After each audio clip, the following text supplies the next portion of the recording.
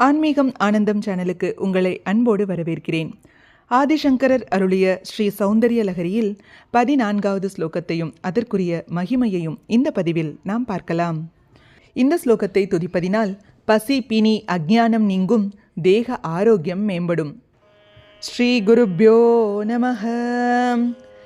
क्षितौ षट्पञ्चाशत् द्विषमधिकपञ्चाशदुदके हुताशे द्वाषष्टिः चतुरधिकपञ्चाशदनिले दिवि द्विषट्त्रिंशत् मनसि च चतुष्षष्टिरिति मयूकास्तेषामप्युपरि तव पादाम्बुजयुगम्. இந்த ஸ்லோகத்திற்குரிய தமிழ் விளக்கத்தை பார்க்கலாம்.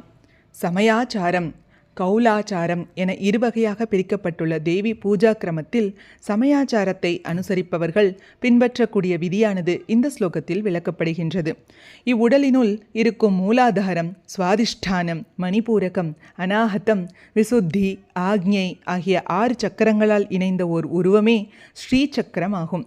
இவை 3 கண்டங்களாக கீழ்வரும் வகையில் பிரிக்கப்பட்டுள்ளன. மூலாதாரமும் சுவாதிஷ்டானமும் இணைந்தது முதல் கண்டம். இதுவே அக்னிஸ்தானம். இதுவே ருத்ர கிரந்தி என கூறப்படுகிறது.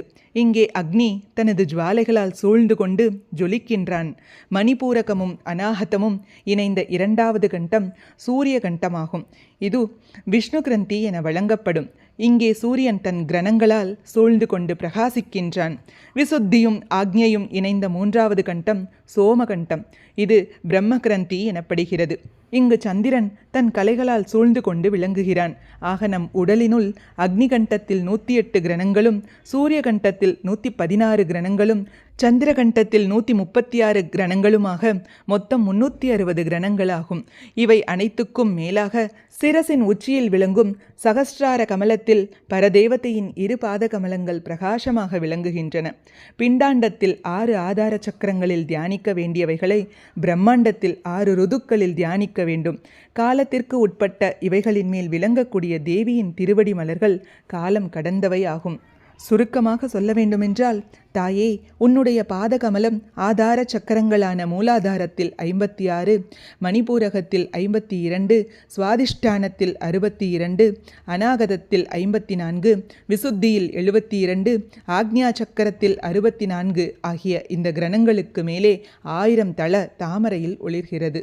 இவ்வாறு ஆசிரியர் விளக்குகிறார். துன்பங்கள் மற்றும் பசி பிணி நீங்குவதற்கும் அஞ்ஞானம் நீங்கி தேக ஆரோக்கியம் பெறுவதற்கும் இந்த ஸ்லோகத்தை துதித்து அம்பாளுக்கு நைவேத்தியமாக பால் பாயாசத்தை படைத்து வழிபட வேண்டும்.